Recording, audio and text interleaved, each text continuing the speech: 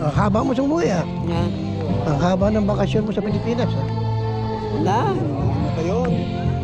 At least iba haba ang bakasyon mo. 5.5 Oh, months before.